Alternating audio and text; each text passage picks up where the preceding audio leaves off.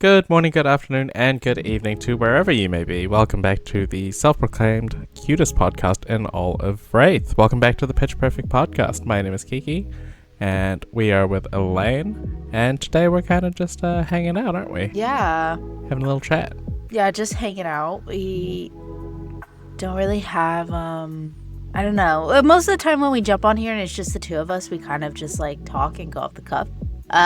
We have a lot to actually talk about, though, even though we have not much plan. Mm-hmm. Yeah, definitely not much plan, but like you said, there is so much to talk about. We didn't get a chance to talk about the keynote, so we'll bring up that. Of course, there was a whole bunch of the Living Legend action kind of going on this past weekend, or I guess 2 weeks ago now if you're listening, with both. Or not both, with two of the Mysterio heroes getting Living Legended. Is that a verb? It is now. And of course, we also have been doing a little bit of creative work, and we can kind of go into that a bit. So that's kind of the plan for today. There'll probably be timestamps if a particular topic interests you, but for the meantime, just the usual. Have you been playing Flesh and Blood this week? No. No. No. Same. No. Great segment. No, yeah. Really good segment. Really great. No. I wasn't even sure if I'd be able to do this week. I've been so busy. So yeah, no fab. Yeah. No fab for me. Probably, honestly, like, no fab for me for the next, like, 2.5 weeks. And then I can fab as much as I want. I'll have graduated. I'll be free. Just to do whatever I want. Okay. Yeah. And I haven't been playing Fab. I've actually been like trying to consume more Fab content. So I've been doing that. And I have started on working on 2 Flesh and Blood cosplays. So I guess that counts for something. Definitely. Yeah. That's very involved in Flesh and Blood. Without being game involved, I Yeah. Because it's for like, sure. well, I don't have... I say, like, you know, started making cosplays is like a broad sense. Like, I've started like the theory crafting, which is half the battle, and then just like gathering materials, because I don't have time right now to like sit down and actually like craft. But you know how sometimes when you're like, when you wake up in the morning and it's like, you open your phone and like just kind of like scroll, do your checks. And it's like, well, instead of just like doom scrolling, I've just been like, I wake up in the morning and my 15 minutes where I lay in bed, I'm like, this is my 15 minutes to like start planning how I'm going to build this cosplay. Instead of just like scrolling on whatever the heck. You're just fabric scrolling. Prop scrolling. It's like, I don't really have time to be building a cosplay, but I've been using my like 15 minutes in bed when I wake up and go to sleep for cosplay crafting. And when I'm out and about, like picking up pieces, buying pieces, ordering pieces when I'm laying in bed that I know I like would just be hard to find in the city. So yeah. Anyway, It's so exciting. Do you want to give any hints? I Just put you on the spot here. Well, should I give it? I'm planning on bringing 2 cosplays to U.S. Nationals.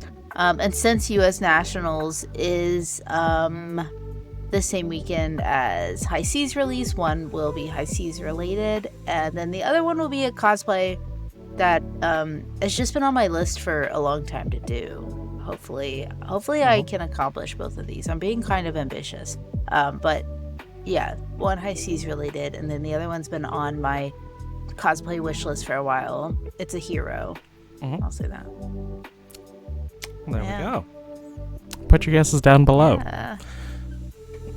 Just doing that, actual YouTube thing.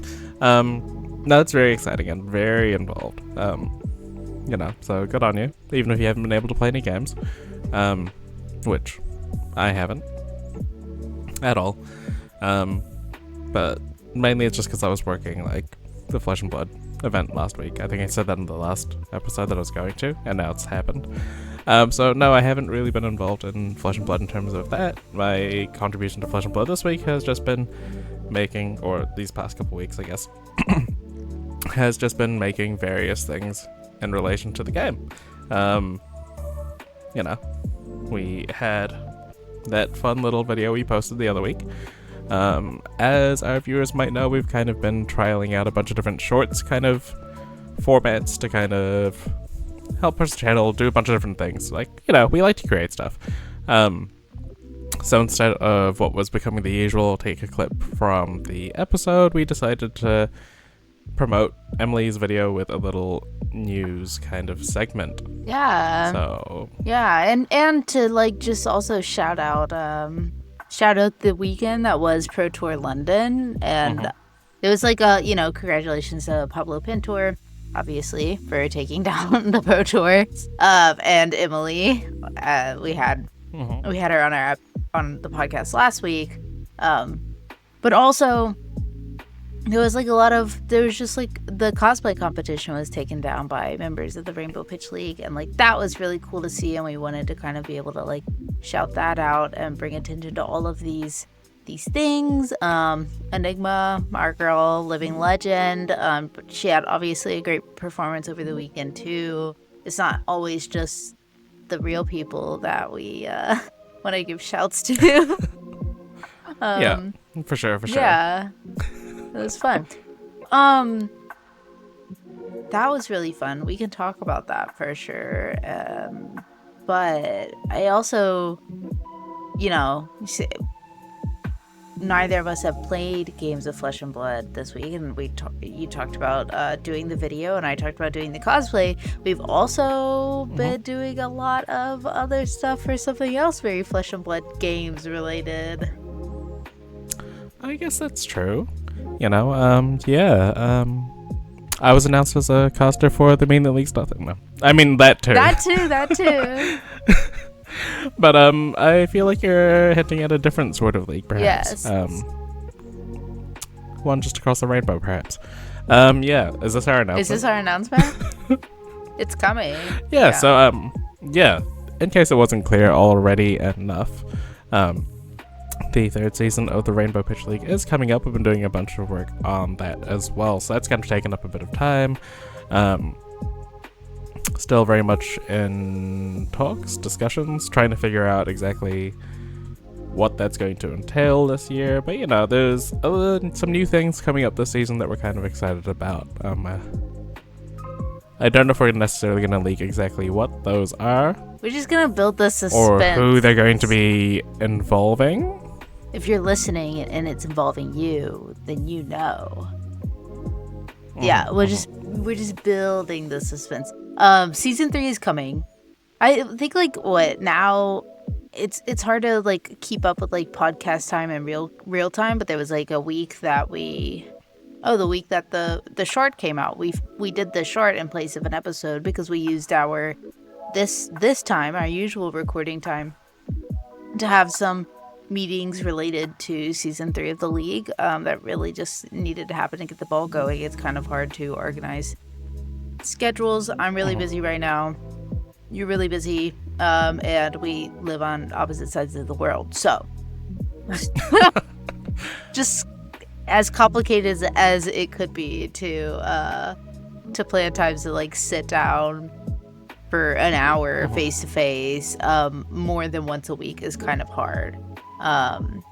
So yeah, but season 3 is in the works. We have some really exciting things that we'll be sharing as they come, but keep an eye out because it is the end of April, so it really won't be too long. In my mind, I'm oh, thank goodness we have time.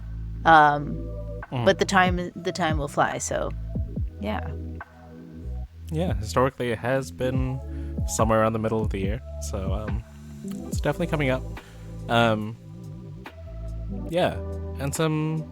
a bunch of different things. Do you think we could tease a slight format change? Not necessarily say what it is exactly, but you're doing it right now, so yeah, I'm doing it right now. I mean, we can cut it out if need be, but no. We've heard the feedback from previous events, and things will be slightly different this year. very slightly. Yeah, I think. In terms of how. Oh, sorry. Go ahead. Go on. I've lost my train of thought. He says things will be slightly different now in terms of how. All right, in terms of how like the games are played and such. Yes. Well, not how the games are played, how the tournament games are. I don't know if I'm doing a good job of this. Why not? Well, you're teasing something. Yeah, something's going to happen. Something's going to happen. And I guess we can fairly confidently say that like high seas will be legal for the event. Yeah. Yes. I'd like to tease more onto it. I think that the changes in the league will lend itself to both I think will lend itself a lot to the advantage of both the casual player and the competitive player. I'll say that. Yeah. And I think we'll make the games overall more enjoyable. I think so. So yeah, here's hoping it all works out. Something we're gonna try out, and if it doesn't work out, we'll just have to go to season 4. We'll do it again. We're gonna get it correct eventually. But that's just part of life. That's like the fun thing about the league is now season 3. We've done it twice now. We kind of have such a we always had a very clear vision of what we wanted the league to be, and I honestly think we do a pretty good job of making sure that you can really get whatever you can get whatever you want out of it if you're looking to really have some dip your toe into competitive play. The league has a lot, it is very competitive. There are great players in there. It's not, I don't think I would top 8, and I say I don't think I would never top 8. Maybe not never, but I could not top 8 the league. The first 2 seasons I would not have made top 8, probably nowhere near it. It's a very competitive scene, but it's also just very casual at the same time. We try to do a good job of making sure that everyone has a chance to feel like they can win some really awesome prizes. So I think we do a good job of providing from the beginning, making the league a space where whatever you put into it, you can get out of it. Whatever you want out of it, you can get out of it. Or at least I hope that we do. But it is fun. Every single year we've been I think this could be better. I think this could be more fun. Maybe this will make it a more enjoyable experience for us and for the players. So it's fun to kind of watch it evolve, especially from a hour. It's just kind of watching your child grow up, right? It's our cat. I don't know. Our cat, yeah. Child. My cat has. I think my cat is not as dependent on me. Yeah, that's true. The league takes more out of me than my 2 cats do. Okay. Yeah, that makes sense. Considering that you just throw them around, Oh, well, one. I can't say. Yeah. There's video evidence of that. Yeah, it's playing right now. Maybe not. We're kind of. It can be kind of a lazy editor anyway. Yeah, Elaine edits these videos much faster than I do. It took me 4 hours to do the last one, and I don't think it takes you that long. No, it takes me about an hour now to edit the videos. Sometimes not even that, depending on how particular I'm being, honestly. But it used to take me you edited the previous video. Thank you so much. Kiki usually edits the short form content, and I edit the weekly podcast. But Kiki is amazing and stepped up and edited the podcast with Emily so that it could be released to everyone, because I'm in the trenches right now. Yeah, just in the trenches right now. But when I that was your first time editing a full episode, and when I first started, I think it was when I first started, it used to take me 8 hours to edit an episode. Just now I've been doing this. Is it the first one? I did the gameplay one as well. The gameplay one, yeah. There was podcast. Yeah, I think this is the Yeah, first yeah, one. podcast, yeah. Yeah, And I just like to add little quips and things to it.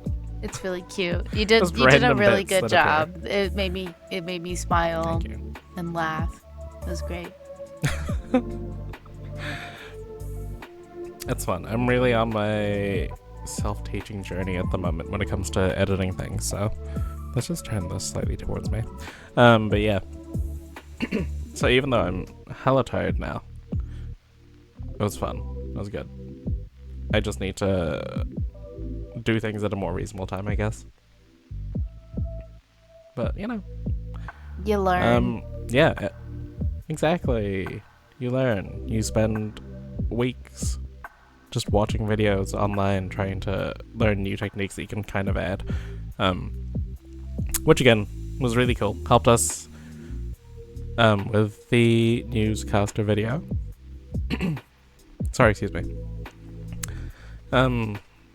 Yeah, that was a whole lot of fun to put together. Not something that we kind of briefly touched on, or we've touched on being creative and doing more kind of not necessarily out there, but different kind of stuff than like our usual stuff when we did the haunted spoiler.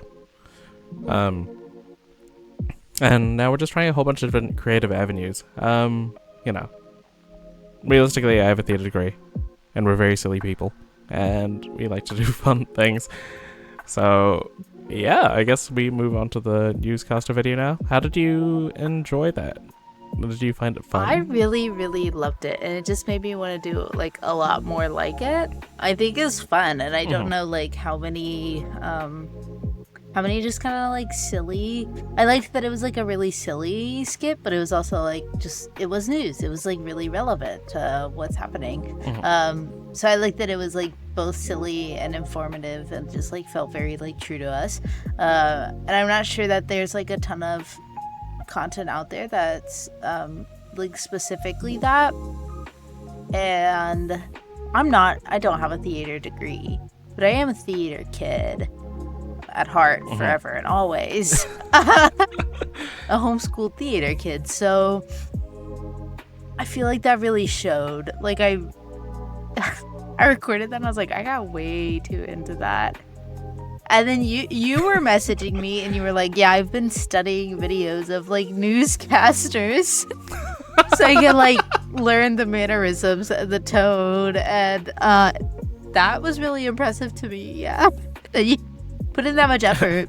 But I thought it was a really fun form of content. I don't really know if people loved it or hated it or felt indifferent about it. I don't know, but I know I had fun making it, and I was like, we need to do more of this. We need to do more of it. This is fun. And, you know, it doesn't just have to be us, like, in terms of this kind of stuff, right? Like, we can kind of definitely maybe try to get other people in if there's interest, who knows? Or if anyone has ideas, I guess, you know, you're welcome to let us know. We can try to bring your creation to life. We love creativity, and I guess like we don't like collab a lot because we just kind of have a guest on every other week, and that feels like that is like a collaboration. But I guess it's not like this kind of like creative collaboration. But we're interested in that. If you're interested in that, we're interested in that. Please hit us up. I hope we're very approachable people. I don't consider myself like a scary, unapproachable person. And no, I think you're very approachable. I think you're very approachable too, Kiki. I feel like you literally know and talk to everyone. I feel like I could name like the most. Like anytime I name a person, you're like, oh yeah, like I was just talking to them. I'm like, what? Anyway. The trick is just to just get into those DMs. Like, it's fine. Yeah, Kiki's in everyone's DMs. Or, I don't know, maybe everyone's in Kiki's DMs, or... I don't know. It's one way or another. Who knows? Wait, we don't endorse that. Wait, do we? We do endorse that. Wait, we don't... Respectfully DMs. Respectfully slide into DMs. If they don't want to talk to you, you leave them be. Yes. That is... Yes. I was like, wait a minute, are we endorsing sliding into DMs right now? But respectfully. Respectfully. Yeah. Don't be putting in sus stuff like that. Don't be weird. Don't be shady. No, because don't be creepy. Yeah, we will have issues.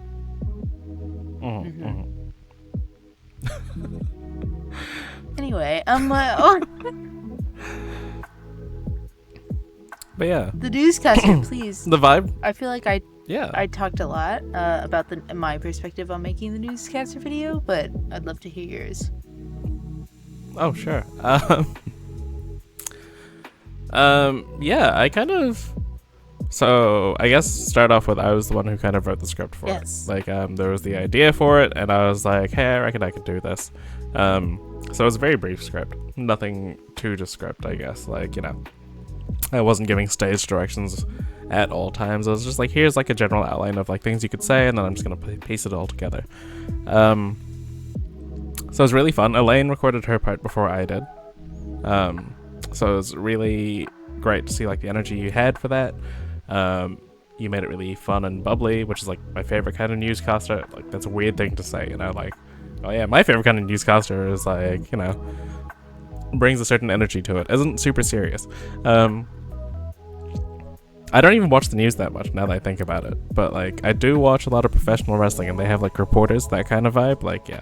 Anyway, so it was really fun to play off that and see the excitement. And of course, like with everything I sort of create, it's not going to be the most polished. It has that sort of like kind of smaller content creator TikTok vibe, which is, I guess, literally what we're doing here, right? Yeah, that is just us. We're just like recording off our phones. Excuse me. Thank you. Okay, we're just recording off our phones. I still need to get a microphone for mine, so the sound quality isn't quite there. But yeah, no, I really enjoyed kind of putting it together, and it's fun editing things and making little bits. Like, I was excitedly sending you all the little small assets I was making, giving you updates. When I was editing the podcast episode last night, I was like, oh, I need to clear some stuff from my computer, and then realized I sent you like 10 different clips of like the short with something slightly changed, and I think I deleted some whilst doing that as well. But yeah, it just kind of shows the excitement that I had towards making it. It's fun being able to use my degree again outside of like customer service. Yeah. So that's exciting. It's fun being a little creative. And it kind of makes me want to grab more sort of like things to make more of them and increase the quality over time, right? Yeah. No, definitely. I also feel like you kind of like undersold like what like the work that you put in to make this, because like really this like I had so much fun making this, and I was like, we should do more of this. But this was like, this newscaster idea was yours, and it was like your baby. You did write the script, and then you just said like, oh, I kind of just like threw some stuff, like here's a general outline of like what you should say. But like, no, I memorized the lines that you gave me. Like, I know that you were kind of like riffing on your own, but I was like reciting lines, and those like you gave me, and then you did say like, okay, like stand up here. You know, like I threw in my little microphone because I play rock band. I have a rock band microphone, but like, but and then you're like, you know, film yourself sitting at a table for this part. Like, it was like a whole vision that you had, and it was really fun to both be very excited about it, and then like to be receiving the videos and assets as you were making it. It was just like really fun. And yeah, I'm not good with like. I love being creative, but I have much more of like visual creative skills, I would say. Like, I love to like paint and draw, and I'm good at that. But as far as writing and just kind of like the vision, that is something I admire a lot, and that you have. And so I'm not gonna let you undersell yourself on that. This is why we're a team, I guess. Yeah. You know? Because I cannot write or draw or anything like that. My hand-eye coordination is not that good. Well, I didn't say I had good hand-eye coordination. Like, I can't hit a ball with a bat to save my life. Like, But you can draw a semi-competent shape. yeah. Probably more than semi-competent. Yeah. Like a lot. Yes. Yeah. Yeah, strengths and weaknesses. We're just gonna put that together. Yeah. I don't know what the next video is going to be. Oh, actually, I do kind of. Well, I know what the next video time frame is. But Oh. what I'm trying to say is, like, we have a spoiler. That part's already out. We have a spoiler. And, like, that's the next sort of, like, video we're aiming to do. I don't know what comes after that. We'll figure something out. We did just receive our spoiler, We did. like, within the last 24 hours. Yeah, like, I guess at this point, like, 26 hours or something. Like, Oh, yeah. Sorry. but yeah, we did. It was recently, very recently. And, without giving anything away, you were very excited about it. I was very excited about it. It's gonna... I think the card... I obviously don't know for certain, and we know the context of, like, exactly one card. But, I think it's very exciting in terms of, like, what it brings to the world of Wraith. So, Yes. You can't give anything away. Yeah, I was very, very excited about the card. I still am very, very excited about it, and will be very, very excited about it going forward. And yeah, I'm very excited to, mainly also just like super excited. I know when kind of like in the term, if you've between like knowing that you're getting a card until you've actually seen the card, there was just like so much anxious energy from both of us being like, oh my gosh, we get to like create another like fun reveal together, create another fun skit, like already thinking like what are we gonna do, but of course we have no clue what we're gonna do because we don't know what the card is, but it's like there was just like so much anticipation, so then there's always so much excitement to actually get the card. And so I'm very excited for the card. I know you are as well, but mainly also just like excited to create some more fun content with you around this card specifically. And yeah, so May 15th. May 15th. May 15th. Yeah. There's also the, like, it's very irrational because, we've been involved in this process a few times now, like, either together or separately. The email they sent was very on theme with High Seas, like, it was very piratey. And there was a brief moment, because they took a few days. Actually, there was a public holiday in New Zealand, like, for the weekend, Easter, of course. Yeah.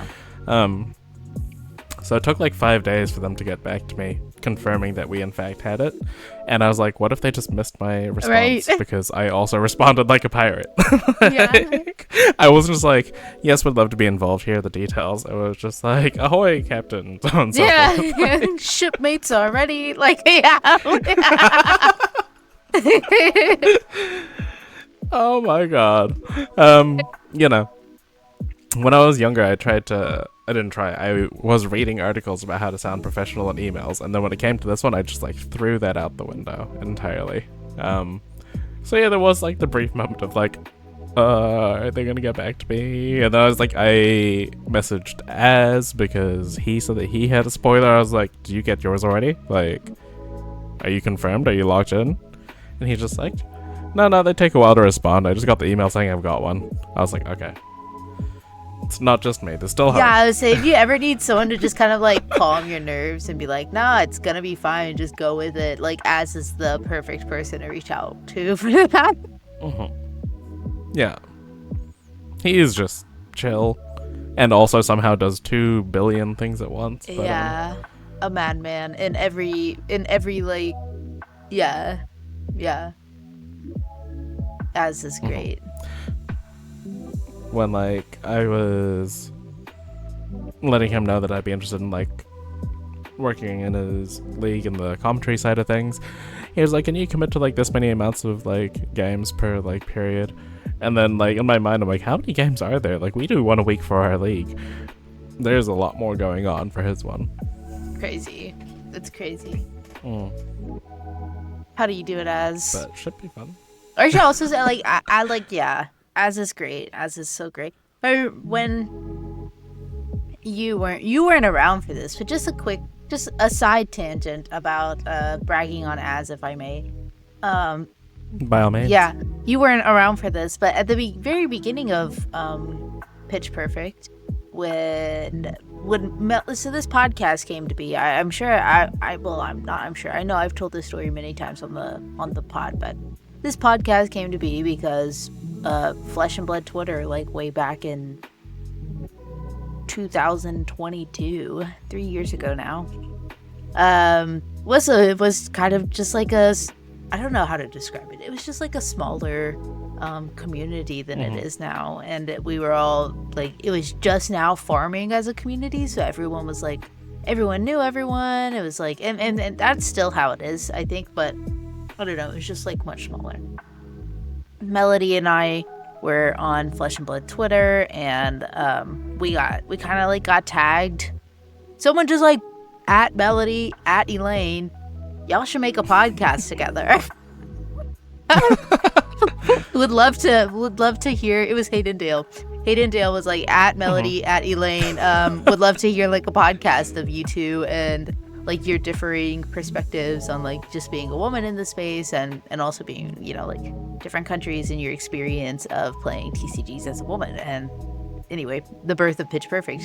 So like Melody and I, so then I had to like slide into Melody's DMs and be like, hey, respectfully slide into Melody's DMs, be like, hey, like, so we just got told we should make a podcast together, like, and actually I think it wasn't a podcast, it was just like a video together talking about that, and I was like, I would be interested in doing that because I have stuff to say. And Melody was like, yeah, I have stuff to say. And so then we got on a call and was like, this should just be a podcast. We have too much to say actually for one video. Anyway, the way that this is a shout out to Az is Az like saw that original tweet and then respectfully slid into both Melody and I's DMs, made a little group chat to slide into both of our DMs at the same time, and was like, hey, if y'all are gonna make a video, like, let me help you edit it. Do either of you have like video editing experience? And we were like, no. And Az was like, okay, like here's everything I know about video editing. Here's how you do it. Like, any questions? Like, let's jump on a call. I'll walk you through it. Like, what do you need? Like, this is the software I use. This is the equipment you should buy. What kind of cameras do you have? What kind of mics do you have? What kind of headphones do you have? And he was like, that will work. You might want to upgrade this. Like, literally just everything. Never even, didn't even know Az. Just, like, saw that we were going to make a video and was like, let me just give you everything you could ever need and wish for, and all the advice ever. So, Az is just always, you know, I love Az. He's just great. Always had a very special place in my heart for a very long time since then, because I was like, wow, what a great introduction to someone, and has just held true to that, you know? Should we get him on sometime? Yeah. Yeah. Hey, Az, if you're listening, if you're listening, we're going to respectfully slide into your DMs sometime. Yeah. Mm-hmm. And you can respectfully comment down below with your answer if you want. Yeah. Az is coming to US Nats now. He's announced, so I'm very excited about that because I am going to get up to some. I just want to get up to chaos in Vegas, and I know Az is down. I feel like I may get some DMs. It's gonna be from your side, just like, especially because I'm so in the trenches right now. Like, mentally, US Nats for me is like my graduation present to myself. So like, it's the first time in over a year that I will just be able to not only enjoy Flesh and Blood the way that I was able to before I became a student again and super busy, but just actually have a vacation that I don't have to take a test or turn in a homework or take like join a class or take a meeting. Like, I'm just so excited to just like go with no stress or responsibilities.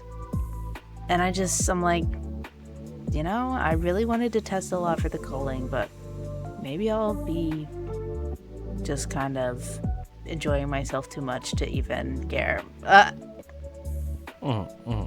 Yeah. There for the vibes. Yeah. I'm super excited to be cosplaying again. Super excited to be hanging out with friends. It's gonna be great. Very excited as is coming. Because, like, in my mind, I'm like, everyone's gonna have to hang with me all weekend because I'm just gonna be on another level. But the fact that Azz is coming, it's like, oh, now I have someone to keep up with, Yeah. This guy's traveling like half a day plus to get to a nationals that he can't play in. Yeah. But if there's anyone in the world who's going to travel just to be there for vibes, it's Azz. It's Azz, and that's why you have to love Azz. Anyway, this turned into an Azz segment. Also, congratulations to Azz. While we're talking about it, and we are about to start talking about get back into the London news. Congratulations to Azz for having the League That Means Nothing recognized by LSS in London. That's super cool and super well deserved. Anyway, on 100%. to London news. The keynote speech happened, and we haven't had a chance to talk about it. And there was a lot of stuff that came out of that. So let's get into it. Okay. Well, I guess, I'm just going to scroll through the keynote summary. If you're listening at home, you're welcome to do the same. Follow along. The first stop on the keynotes is World Tour Auckland. Now, this is, of course, in the home country of Flesh and Blood, New Zealand. And they're doing something a little bit special this time, with a double calling, which is unheard of for a country our size. We've not had an event like this. Normally, the double callings, I think, are saved for the US, maybe Europe as well. But we haven't had any events this big before. It's going to be a Welcome to Wraith Limited with alpha boosters for the draft. For the second day, I believe. And then also there's going to be a calling Classic Constructed event as the second calling event. And then also a Battle Hardened, which uses Arcane Rising. So those are really exciting to me. Funnily enough, less so as these are cards that I haven't opened before, because I have I think y'all are well aware of that by now. What's exciting to me is playing these limited formats that I haven't played for 4 years, 3.5 years. They don't come around very often, obviously. So it's very exciting to be able to play in a format where you can maybe justify Katsu. Or Drenthia. I get to play Dashian. But Arcane Rising is kind of interesting. It's I don't think the limited format was quite solid for Arcane Rising. Very famously, there was a phrase called the Runeblade pile, where you just played Viserai because he was the only hero that had a weapon that could attack, and you played every card that you legally could in your sealed pool or your draft. And then you fatigued everyone, and you basically lost to any Dash player that opened Induction Chamber, and that was about it. But the draft was really interesting. Null Rune was very important. Welcome to Wraith was really fun. There's obviously the 4 classes, and then there's also the split archetypes, being the aggro side with Razor Reflex and the pummel side with pummel. But of course there's some crossover there as well, and playing with Snapdragon Scalers Unlimited is also pretty broken. So I'm kind of excited for that. Not kind of, I'm quite excited for that. Here's hoping I can go. We'll find out on next week's episode, because they just announced the tickets dropping tomorrow my time. And I have not put aside enough money for that, so we'll see. I have some things to sell, hopefully. But yeah, who expected this? What? Well, yeah. I did not expect this at all. Like a double calling in Auckland. Very cool. However, when they announced that it would be alpha draft for day 2, I never would have called that. And then also, like you said, the Arcane Rising like Battle Harden, like this is just such a cool event. I really think this is gonna be a really big event. I keep thinking about going, but I also keep telling myself like, okay, like realistically, can you go to this? I don't know, because I'm like, maybe, because Worlds is in my backyard, but yeah, I don't know. Well, if I New Zealand be your trip. if I hit big in Vegas at US Nats, shoo, catch me at World Tour Auckland. We could do a live podcast episode. Yeah, surely eventually, like Worlds will be in New Zealand, and that's kind of what I'm pulling out for. But also I don't know, because they're like, we're not gonna. I remember like at the beginning of this, we kept people kept Worlds New Zealand. Everyone wants to go to the birthplace of Flesh and Blood. And I think James was like, no, it's like too far. We're not gonna make people travel all the way to New Zealand for a big event. Like it's just kind of in the middle of nowhere. But then they put a Pro Tour in Singapore, which also feels really far away. Maybe that's just because Singapore is really far away from me.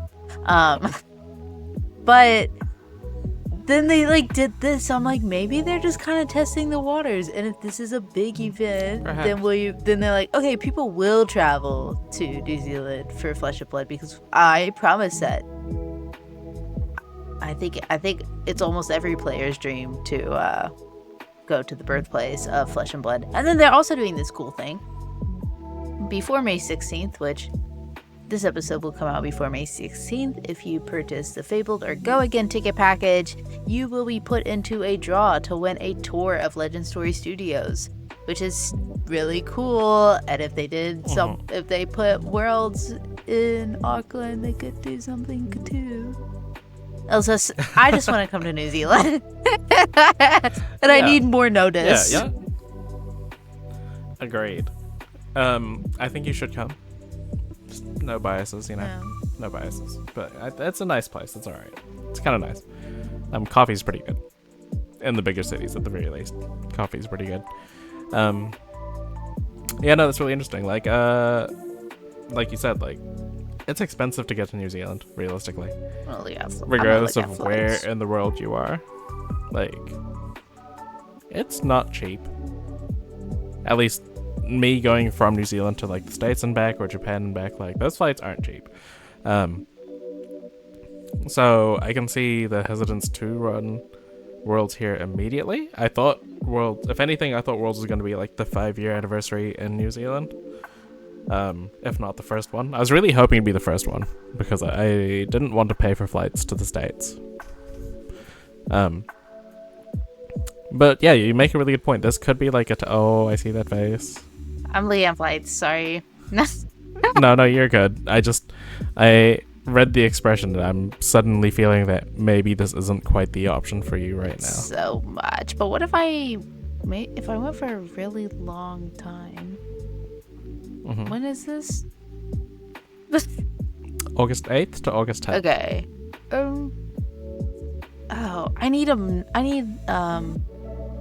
Okay. If I win really big.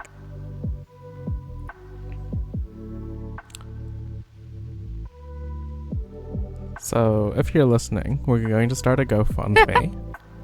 Not to pay for Elaine's flights, but we need you to put some money into Elaine's account so she can win big at Vegas. Yeah. Not necessarily the calling or nationals, if you're getting my understanding If here. you'd like to give me a graduation present, there will be a GoFundMe so I can celebrate on my graduation trip in Vegas and win big to go to World Tour Auckland. Yep, you've heard it here first. She's going to play a money match with Pablo Pintor. Yep. At the U.S. Nationals. At U.S. Nationals. Everyone international is coming to U.S. Nationals, I guess. Usually it's just the Canadians. We're going worldwide this year. Yeah. except for me. Unfortunately. Unfortunately. That being said, just in case it wasn't clear, this was a joke. Yes, this is a joke. There's yeah. not gonna be a Yeah. GoFundMe. There's no GoFundMe. Just I mean, if you want to be the sugar parent of Pitch Perfect, you're more than welcome to. We can figure something You're more out. than But like, there is. you're more than welcome to respectfully slide into our DMs Mm-hmm. and be the sugar parent. Anyway. Mm-hmm. What were we talking about? That being said, that's World Tour Auckland. It's going to be a very exciting time. If you want to travel to New Zealand, by all means, come down. If you want to meet at least one half of Pitch Perfect, I say at least because it's non-zero chance, you can meet us there. Of course, you can also meet half of us at US Nationals as well, but that's not the point. World Tour Auckland, come, see me. Yeah, we can do karaoke together. Ooh, both halves And- love the karaoke. There we go. And yet we've never done it together. The Wait. one time we were in Japan, we did it separately in different groups. Yeah, we did do that. I was like, but we had it planned, but it didn't happen. Yeah. I think we're just in different places. Like, literally physically in different places. It sounds like a very emotional thing. But no, I think we're just, like, in different places because my friend group was in one place, your friend group. You went off, like, you left the venue early. To Kyoto. Yeah, I was gonna say to, like, a whole Yeah, ass I different got on a city, like- train. Yeah, we were just in different places. Yeah. Yeah. And it's like typical of our relationship, to be fair. We're just in different We're places. just in different places. We're just in different places. Yeah. The problem is that like we share two brain cells, but we switch out the brain cells they function differently, and we kind of trade off. That's Yeah. yeah. What happens if we're in the same place together is that Elaine has microphones in her hair, so Yeah. and starts to pretend to interview people. Well, both brain cells only like go to one of us, and the other one is just left there to get up to no good. I just loved just walking up to you after like my game would finish at Worlds, and then you just be standing there talking to somebody with a microphone in hand, pointing at them. I'm like, Elaine, your phone's not on. You're not recording. And I'd be like, does this person know? no, it's just That means the tonal shift in people is so good though. yeah, because then I'm like, I'm not recording anything, and it's like their posture kind of relaxes, and yeah. Anyway, Well, speaking of being in different places, there's also a Pro Tour in Singapore. Singapore. Yeah. Yeah, there's some promos, some special beach skins, if you will. Maybe I'll put them up on. If I edit this and I'm not feeling lazy, they'll be on the screen right now. While we're talking, they some like beach skins. They turned Victor into a pool floaty. The man's still there. The man is still there. And then of course there's Syndra and Kasai as well. It's kind of like a fun, interesting mix of heroes to turn into beach goers. Yeah. What do you think? Well, go ahead. No. I think just about to start answering your question.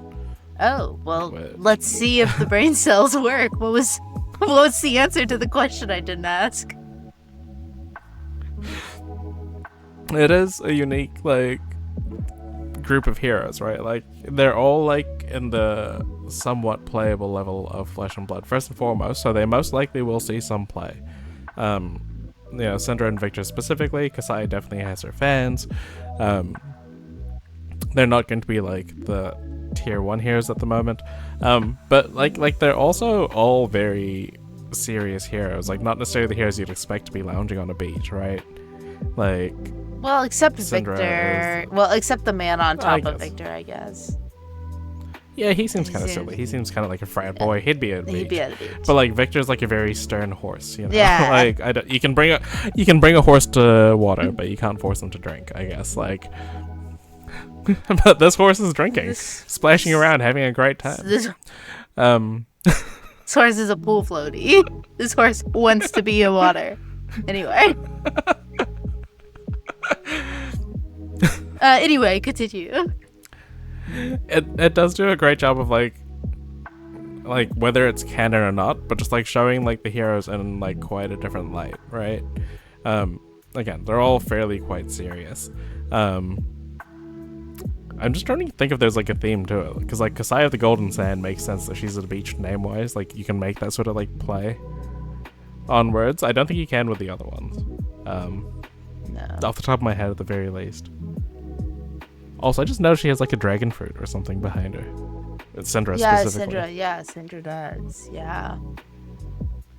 Yeah. And that's like a nod to like the Southeast Asian like situation going on here with it being in Singapore. I'm not sure if dragon fruit's like a Singaporean fruit specifically, but it's definitely like a Southeast Asian one as far as I'm aware. Yeah.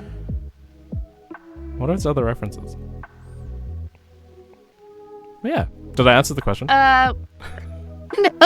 Nope. I thought just like, how's the vibe of these heroes? You know, like how does it feel to have them here on a beach? Yeah, well, I was gonna say like, what kind of like beachgoers do you think they all are? Oh. Yeah.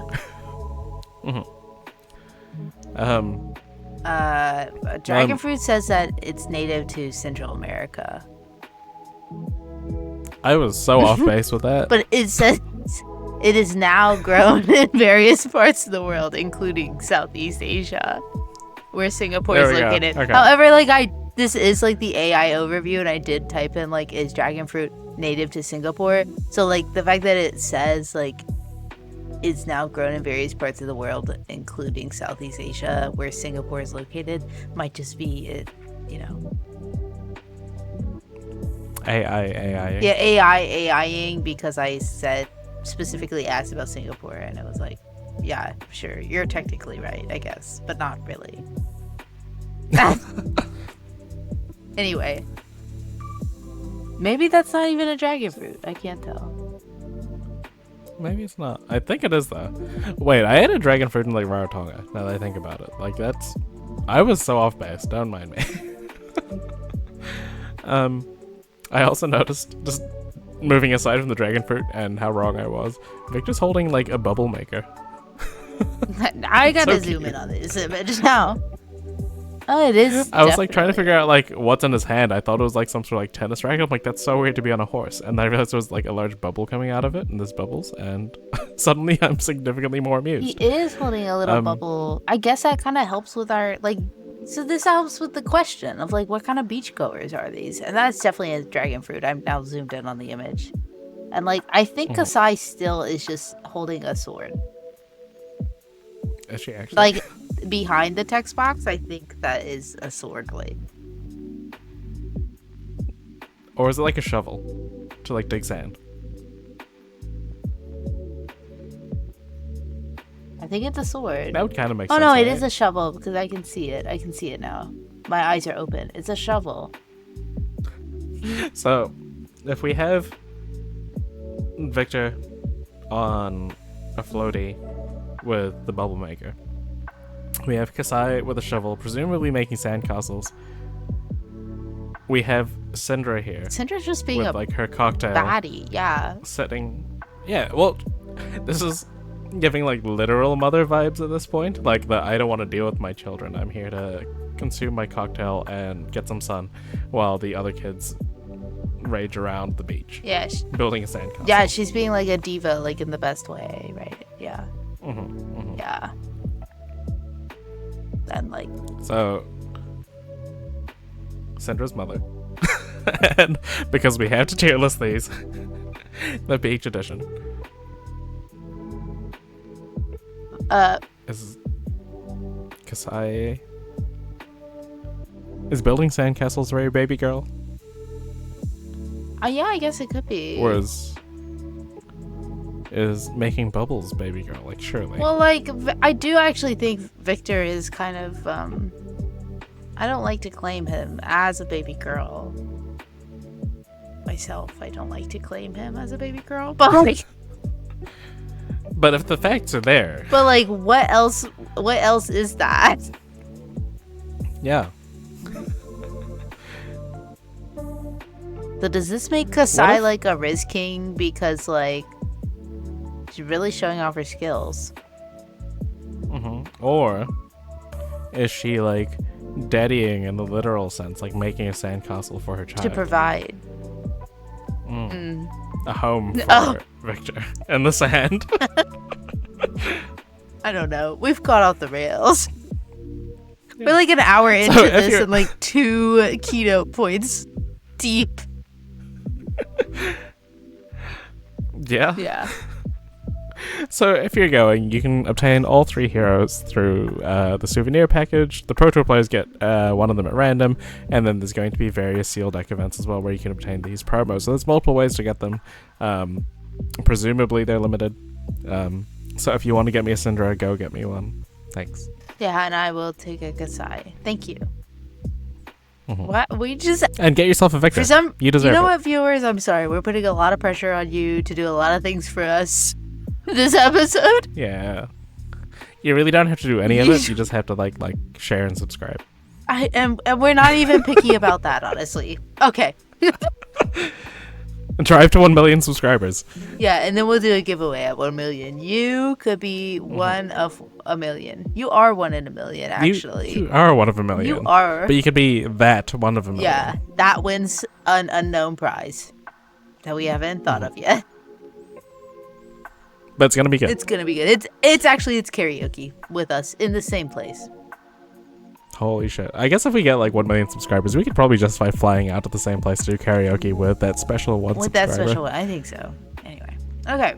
We got a bunch of Armory Deck announcements. We do. So, just to kind of go through these, we got Max Nitro coming out in like 3 weeks. 3.5 weeks, something like that. No. What? Came out last week. Oh! Wait. I totally read. I don't know what day it is. I guess Elaine didn't remember, but a week ago I sent her an image of a post of Max Nitro that I made for my work to announce the release of the product. Yeah. I don't even remember what I had for dinner last night. Like, I actually do not say that to remember when you did that.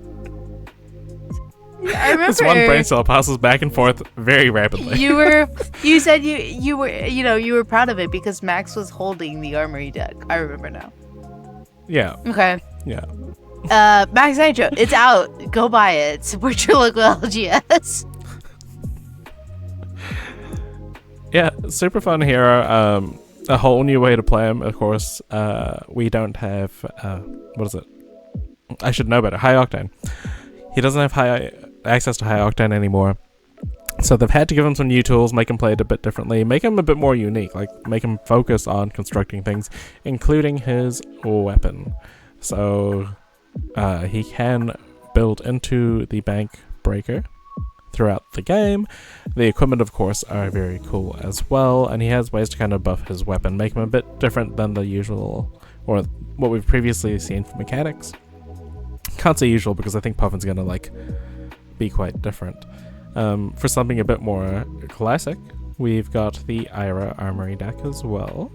Very exciting. I think they've since announced one of the cards in there, or they've kind of unofficially spoiled it. There's like a Command and Conquer-esque card, because, you know, Weapon 1, Command and Conquer 7 is like the classic Ira 2-card line. Yeah. And that'll come out in like 2.5 months.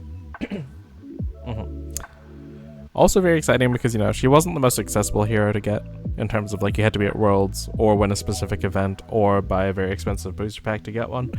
So it's nice for like people who come in later on, especially like 2 months from now, to be able to come and grab it.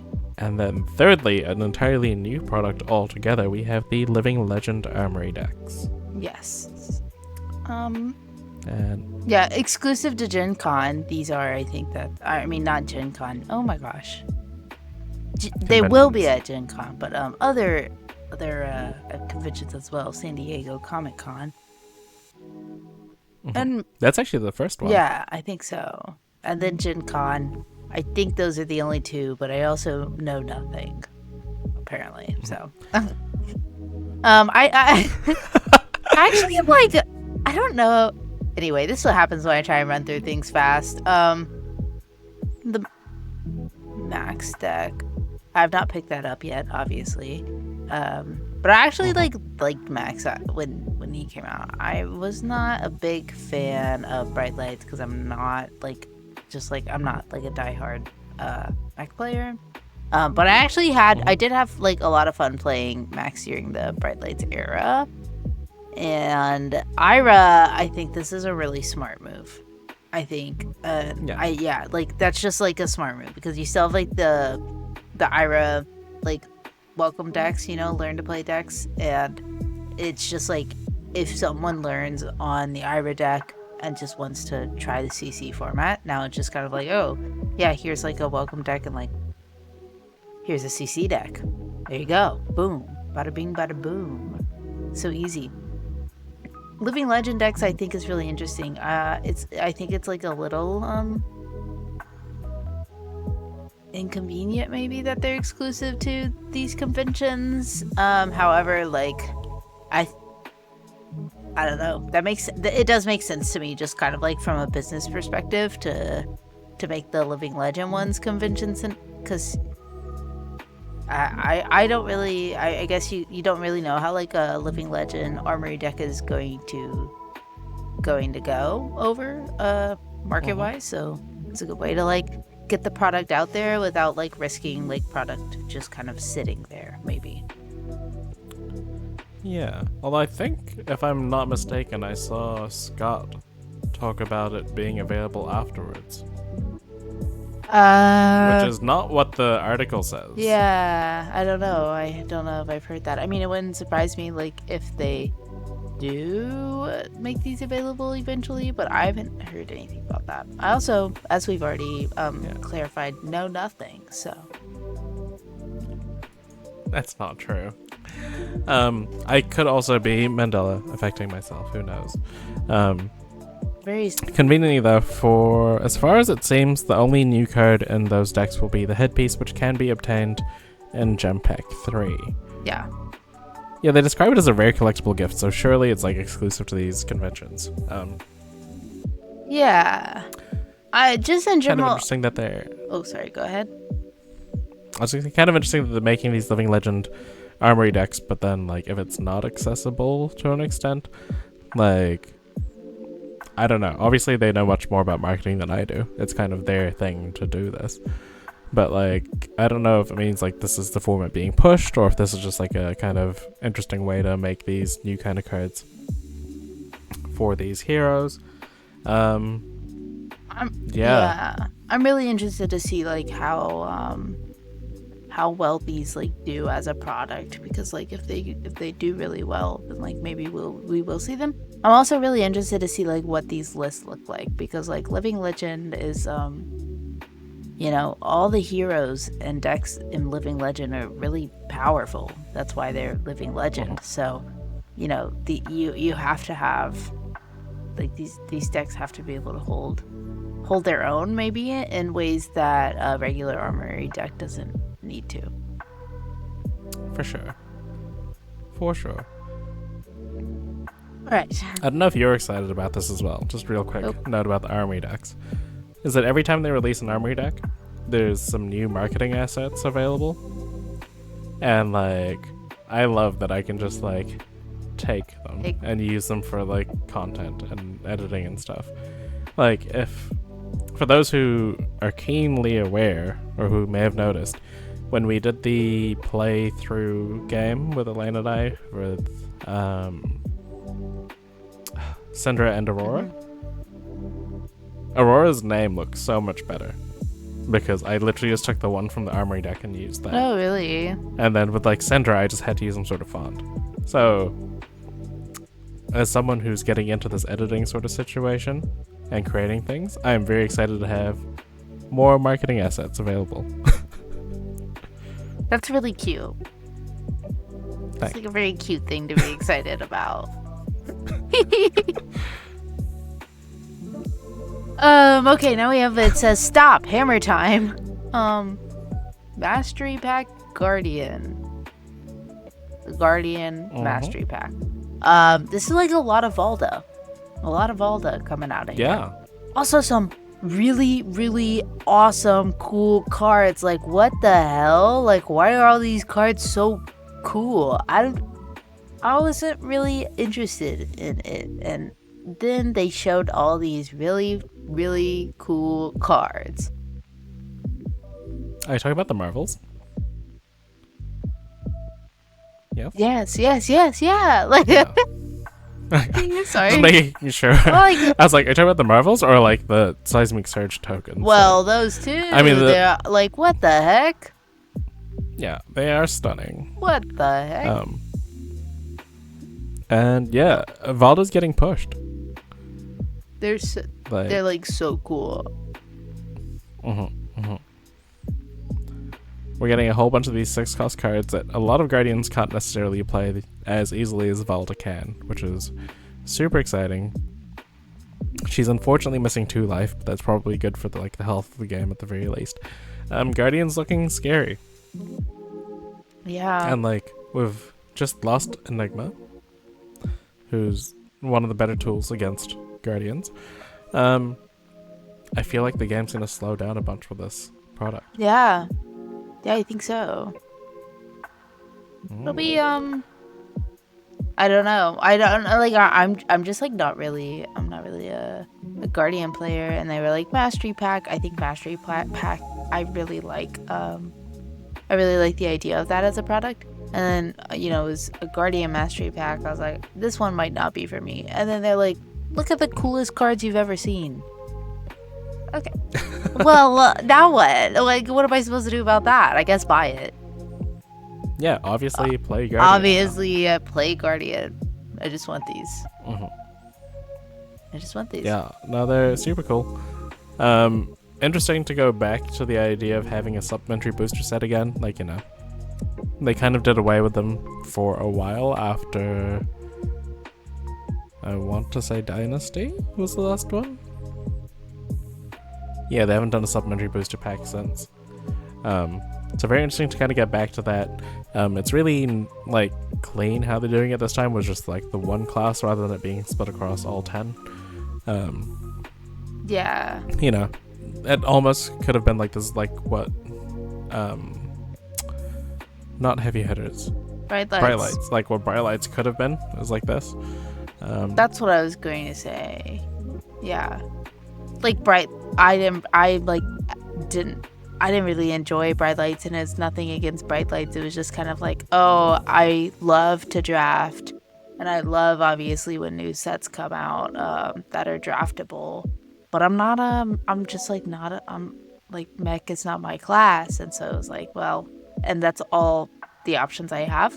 But I did think that Bright Lights like a single class. It's not that I had a problem with a single class set. It was that my draft set was taken up by a class I don't feel any strong ties to. So this I think is cool, and I like the idea of this. This one not being a draftable set though. Yeah. Oh right, that's why I'm on the same page now. Right. The brain cell went back. Yeah. Thank you. Yeah, carrying on with the Guardian vibe, we have Smash Palace. So this is also coming out alongside the Mastery Pack. We are getting a different take on the pit fight kind of why format? I don't know why it took so long. The pit fight product. There we go. Yeah. I took the brain cell back. Yeah, I had to throw it back. Yeah. Go. Yeah. So this is almost board gamey, to an extent beyond what the first Tolarian College Community product was, right? Not only is this pit fight, Oh, this is like a crack, shuffle, and play kind of situation too. Yeah. Missed that. Well, I think that's why the Guardian Mastery Pack, like, kind of, because it was supposed to come out. It was supposed to come out earlier than it's coming out now, and I think it got delayed because of like they kind of combined this thing. Yeah. With it. Yeah. So treats it like a board game. You have a whole different sort of deck with events that kind of pop up, as you might see in other like deck building games or whatever,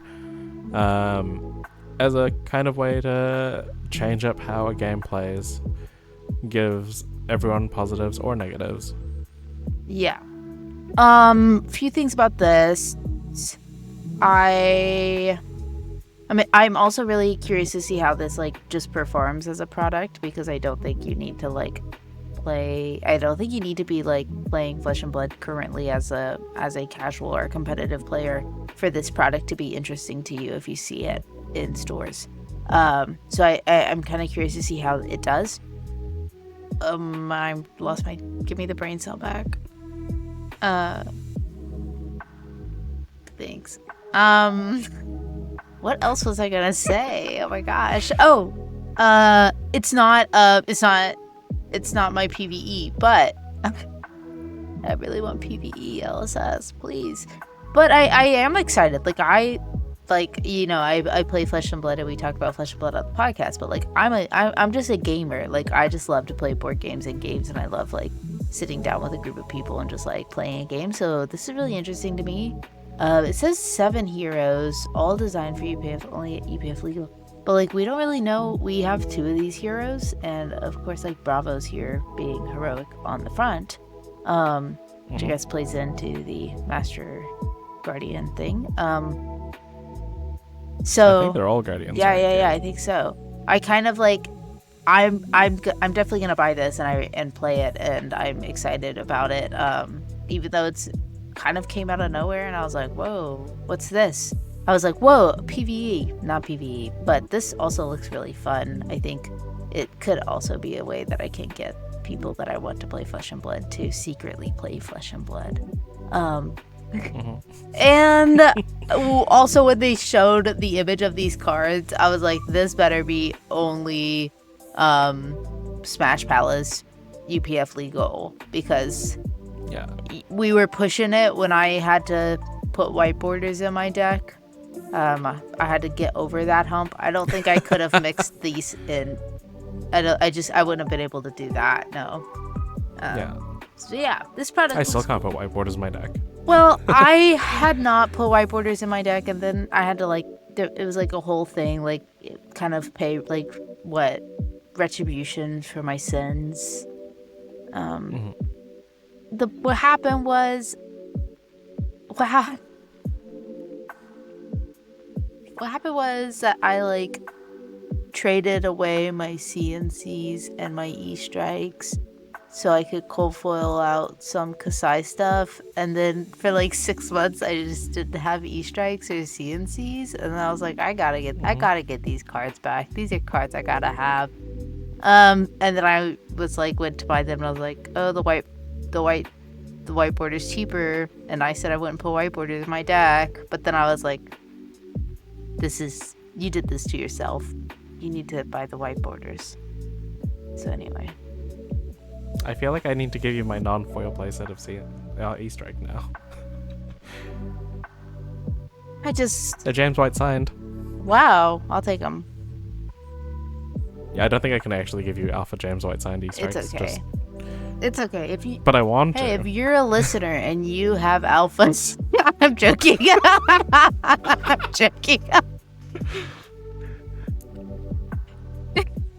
Like, I'm gonna be like watching this video back when I'm writing the bio, and like the Pavlov's dog, whatever, is going to hit. It's like, huh? That's me.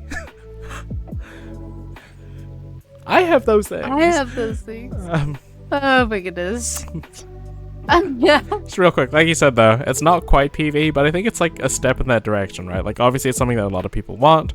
We want like the board game version of this to kind of come out when you play either together or against each other against the game, you know? We want to do more world building and be more in the story, and I think this is like a step towards that. We have the world building of this being the deathmatch arena, and like the fight that's going on in there that pushes beyond what heavy hitters did, right? Yeah. It's going to feel gladiatorial. Is that a word? It is now. You know, I know what you meant. When Yeah. you're in this thing. Yeah.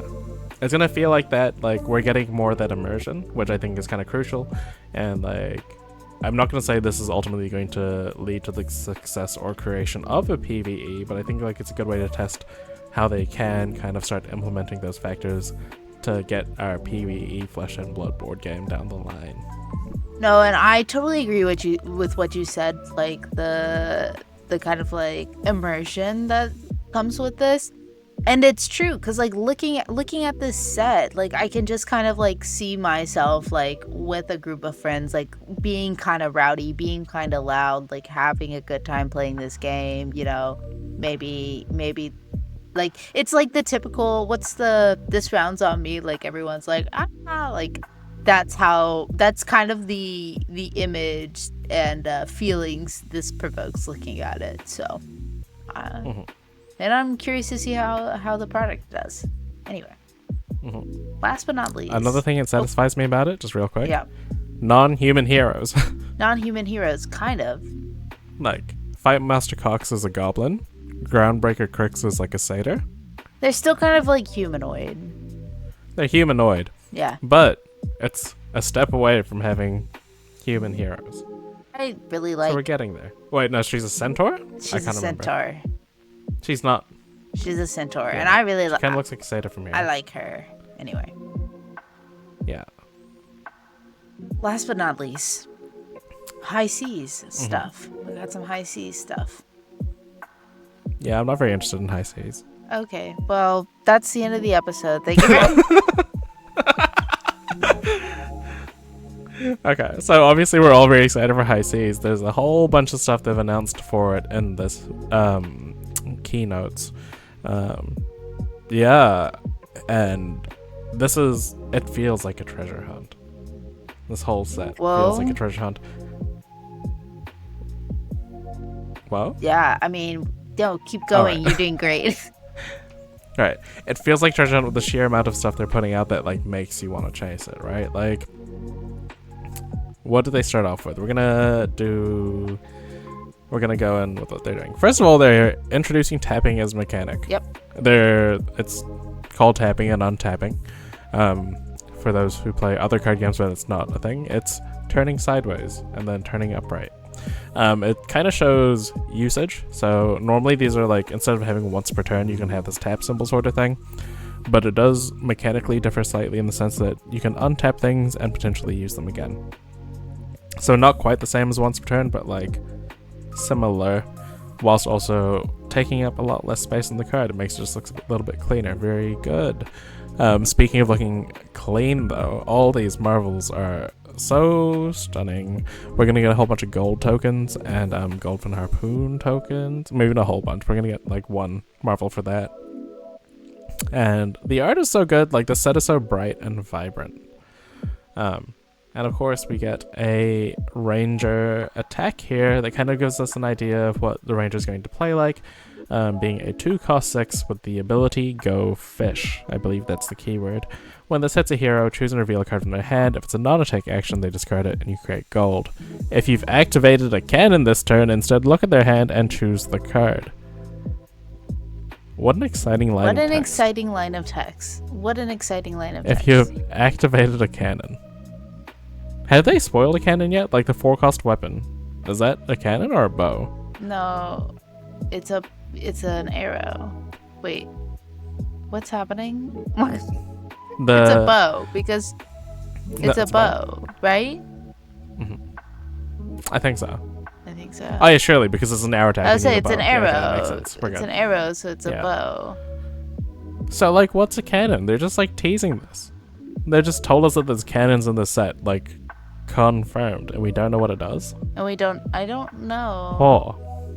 Yeah, I don't think I know what a cannon is. This seems like a really good card. I would assume so. Yeah. Like, it's got the baseline stats of being, like, powerful. It's got the majestic tags. You can probably assume it's going to be good. Like, And then... gold seems important. You get to look at your opponent's hand and take something from it. Potentially create a gold. And then also some cannon action. Well, cannon action. This does kind of have... Yeah. Probably. Yeah. If there's I mean, cannon the cannon's gonna happens, be key. then you get to look at their hand. Yeah. The cannon's gonna be key in making this card good, right? Right. Like, if you don't have the cannon trigger, then you have the weakest link kind of dilemma, I guess. Like, it's undoubtedly a powerful card, but sometimes it will have no reasonable targets. Your opponent can play around it pretty easily. The cannon makes this a lot more of a must block kind of situation. Also, the mechanic being goldfish tickles me. Yeah. Go fish. The cards. Because, like, you're literally just, like, asking for a card from their hand, right? I loved, like, the art. As well as... These look so good. These all look so good. I'm just sorry. I'm just scrolling through and I'm just like, these cards look insane. Yeah, they do. And Puffin, just while Elaine's looking through it, we get more of an idea of what she's going to be like. And she is kind of that sort of, like, Disney Atlantis kind of, like, journeyer, I guess. We get, like, the spaceships, the airships. I don't know, these mechanical flying beasts things with the Palantir aeronaut. Her little friend has a mechanical wing, and that's so adorable. Also, you know, a little bit of, like, accessibility, I guess, you know, representation. And also makes the pirate, like, mechanically work thematically. Yeah. If that's a way to put it. And first, Has like, a different border. I'm not sure what that border is. it's like a little bird. It's a bird. Yeah. You see it? Yeah. Wait, Like the border is a bird? border. You see the border? You see the bird in the border? You see it? No, I can't. Like the top like corners are like a bird. Oh my god, that's adorable. Bird. They're little birds. And this is already the card I want the most in the Like a set. bird border. A like little companion. A little, oh my goodness. Anyway. Also, like, the line of text on it, it's like, return this to the arena under its owner's control, unequipped, tapped with a steam counter, is giving very much like, what is it, like moisturized flourishing in its own lane, kind of. Yeah. This bird is very cool. It's the same kind of tone. But when I saw the Polycrank, I got much more excited about this hero. Yeah. Maybe because I love birds. I don't know. Little perch. It's very cool. And, like, it's also very interesting that she's, like, a sky pirate as opposed to, like, you know. I'm assuming she's a sky pirate. Her boat seems to be potentially in the air. And there's an airship as one of her, like, key cards. Well, I think, like, to me, her boat looks like it's in water. But maybe I'm looking at this wrong. Like, there's water behind her. Isn't that a shore and then a tree and then a mountain? But there are, like, airboats, which I think is really cool. But, like, maybe... I was thinking it might be air, like, water below her. I think, like, right? she can go in the air. Because this big thing in the left corner does look like a balloon, maybe, for her boat. She's really cool. She's really cool. Like, if I saw her in real life, I'd be like, oh, I want to be her friend. But, like, wow, she's way too cool for me, you know? Anyway, She would not be too cool for you. Yeah, but she's... I refuse to believe. She's so cool. Oh. Yeah, but so are you. I will fight you. I'm not going to fight you. Oh. But I will disagree. I think you could be a friend. No, the art on Palantir Aeronaut is crazy. I don't know if I said that right. Yeah. That's crazy. I think you did. It's a living boat.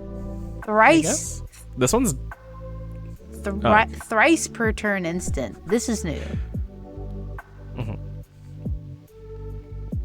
Thrice per turn. So you have multiple cogs. Thrice per turn. Like if I have 3 cogs. Tap a cog you control. This gets +1. If this is the 3rd time you've activated this ability, destroy a defending card. So boom, boom, boom, boom. So we're gonna need a way to make multiple cogs, though, right? Yeah. Like. Well, destroy a gold Ollie and does create a cog. Puffin does it. Puffin doesn't. Yeah. So Puffin makes the cog. She does it You have to be able to potentially once per turn. make the gold to make the cog, though. Yeah. Well, to make a golden Yeah. cog, at least. Mm-hmm. The second time you crank each turn, draw a card. Wow. I just want all the, I want this set at max rarity. That's what I want. Yeah.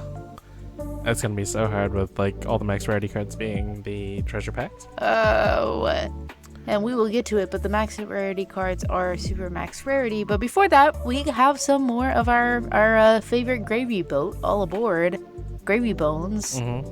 Crew from their watery grave.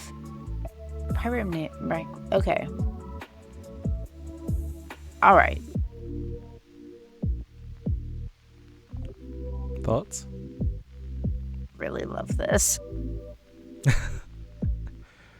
We have the next illusionist. And of course, obviously, he's not an illusionist. But, like, the next illusionist style deck, like, the allies are kind of the same vibe where they have to be attacked, of course. But the aesthetic is so good. Like, this is the kind of spooky, creepy kind of pirates that we were... I presume what you were initially expecting before you realized how silly it was going to be. Yes, this is what I wanted. Like, I live for this aesthetic. Like, this is... I just love this aesthetic so much. And can I be honest? Can I be vulnerable? Of course. I'm like really... This is a safe space. Gravy's like the next illusionist, like, and blue cards, and maybe opposite of Emily, if you watched the last episode, like, I don't like blue cards. And I don't have an illusionist spot in my heart. And I'm just like worried that I'm not gonna like actually playing him, but love him. I think if you like the aesthetic enough, you will grow to love to play it, right? Like, Acilio isn't actually a red line deck, and you can't draft anything but Acilio and Rosetta. I just love him. I love him. He's so fun. Mm-hmm. Yeah, I don't know. What if Gravy Bones is like your next husband, like... Having an affair. Yeah. See? Yeah. And, like, of course, we also don't know the full context of the set yet. There does seem to be some implications that's going to be a high resource kind of set with a lot of blues. We're seeing a lot of 4-power attacks. The range is 4 cost, not 4 power, 4 cost attacks. The range is 4 cost weapons. There's going to be gold tokens flying about, so you're going to be drawing a bunch of cards to pay for more resources. Like, yeah. This feels like a high synergy, big turns kind of deck, I think. Like, or format. I totally agree. I think I think every kind of hero from what we know, it kind of indicates that right now. I think, like, style-wise, like, Puffin, like, if I had to pick one that I'd be like, I'm probably going to enjoy that one the most based off of, like, what I know and play styles. Like, I think it would be Puffin, but oh my god, like, Gravy Bone, I just really love this aesthetic. I love this kind of, like, dark, spooky, scary ghost, the thunder, like, the lightning, like, I just... Very, very frightening. I really love it. Yeah, no. This boat, I can't stop staring at the boat. The Conqueror of the High Seas is such a cool looking boat. Yeah. And, like, this isn't even my vibe. I don't usually like the spooky, spiky kind of situations going on, right? Like, I like the dainty, pretty things. But this boat is just, like, for lack of a better term, it's metal. Like, it's metal. It's so cool. This is potentially 8 go again. Like, on hit, destroy arsenal. This also said, like, destroy all cards in their arsenal. Create a gold token for each card destroyed this way. Like, I want to do it, but I don't like that it costs 4. Well, the hidden gross thing about this, right, is it costs 4, of course. And it says, if there are 2 or more blue cards in your pitch zone, this gets +1 and go again. Right. And, like, if this is destroying all the cards in their arsenal, it's probably something they want to defend, right? So they probably give you 2, maybe 3 cards. You have 2 resources floating. You can either pummel this or command and conquer this just to really make sure you hit that arsenal. Pummel. That's kind of gross. But can you imagine like the emotional damage if you like attack with this? Your opponent fully blocks it, thinking their arsenal's safe, and then you're like, here's a command and conquer. Yeah, no, crazy. I don't want that to happen to me, so maybe I should play this. It sounds fun to do to other people. Yeah, for sure. What a boat. What a I boat. really like that boat. What a think boat. Of the spoilers so far, that boat is my second favorite card. The first being Polycranka. Polycranka is really... I mean, how can you not love Polycranka? Gosh, I need this Marvel. Okay. We have to move on. We do. So, Elaine, how do you get these marvels? Treasure packs. Is that the right answer? Yep. Yes. So, as the final part of the keynote, they talk about the treasure packs. These are somewhat akin to the part of the Mistveil treasure packs from... Alright, the yeah. Yeah, these are akin to the part of the Mistveil gold pack in there, except these are guaranteed to come in every booster box. It's kind of like a box topper. Kind of like a mix between the gold pack and the gem packs, with there being 3 cards per pack. Now, in these packs, there's a map slot, which is one of 9 pieces of an ancient map.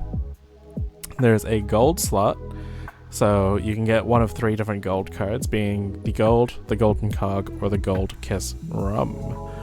And then of course there's the treasure slot as well, which is where the chase stuff is going to be. This is the stuff that everyone's going to want, and is going to be the make or break of whether you succeeded in life. No, that's too strong. It may affect how you feel about your box. But functionally, there are 14 cold foil commons, 49 cold foil pirate booty, 4 cold foil legendaries, 11 marvels that are cold foil of course, and 43 lost treasures. So starting from the start, that's having cold foil commons and the pirate booty, which I think is like a pirate border variant of a card. They're kind of be like, I assume, the more baseline stuff you kind of get in these packs, which means that it's gonna be really hard to like actually get a high max rarity deck. Like for example, they have 4, like they've got the boat in this like thing, this treatment, and to get like all of them for your deck, if you say play 3 of them, you have to like dodge a lot of chaff or spend a lot of money buying them. There's also of course the cold foil legendaries. They're in this rather than the set itself, it appears to be,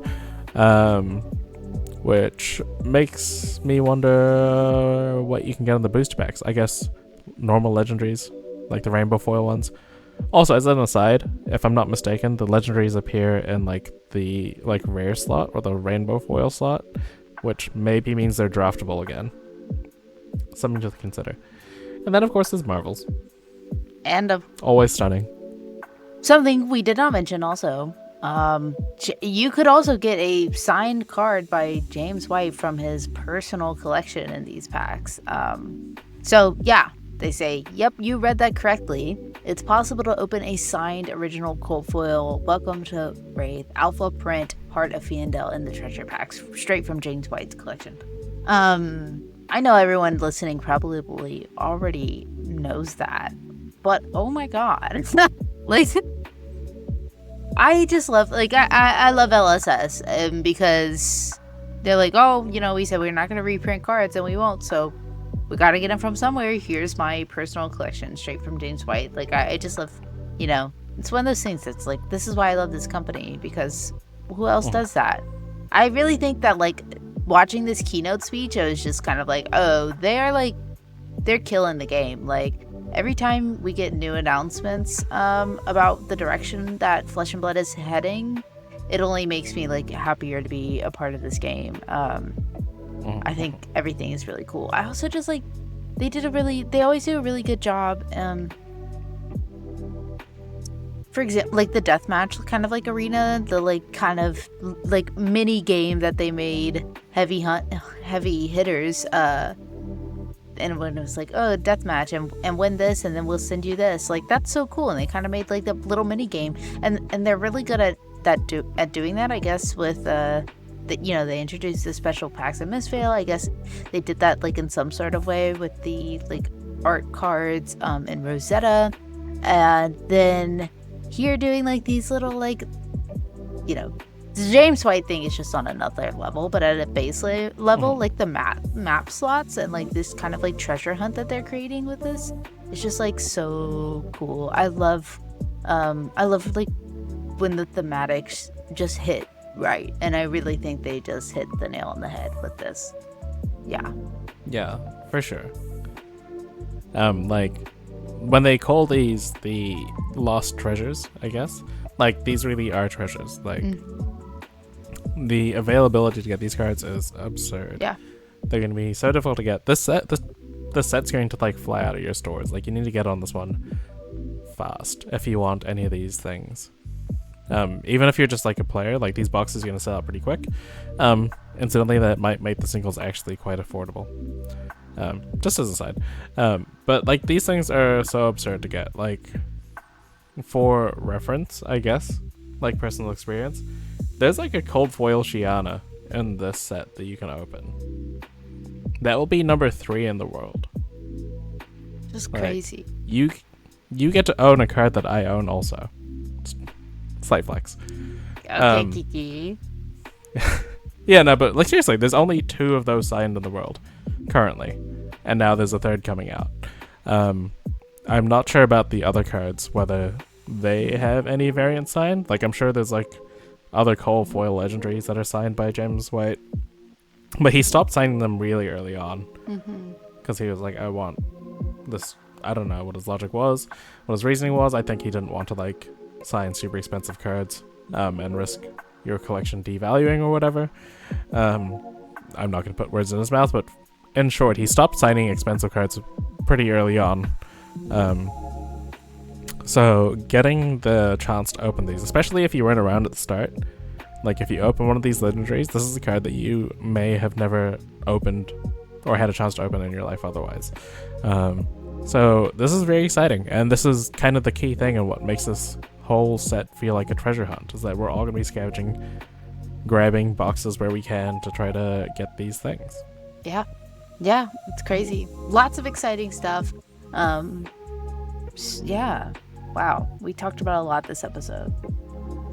Yeah. Yeah, Zenhit LL got exactly 1,000 points. That's kind of funny. Enigma also hit Living Legend. So we're entering a whole new format. We might need to discuss that another time. Yeah. I reckon, if we do. I forgot about the Living Legend. I forgot that was a thing that happened that we didn't talk about, that we mentioned at the start of the episode. Yeah. Yeah. We've alluded to it here and there. Yeah. But yeah, so any last thoughts? I don't think so. Nope. I think I've yapped away. Okay, we need to put that brain cell to sleep. So make sure you follow us. You can find us on our social pages. On Bluesky, you can find me at kikibird.bsky.social. You can find Elaine at ehamontree. At ehamontree.bluesky.social.bsky, I think. .social. Yeah. Ehamontree, like bacon on bush or pork on shrubbery. Yeah. And of course, you can also find us as a podcast at pitchperfectpod.bsky.social.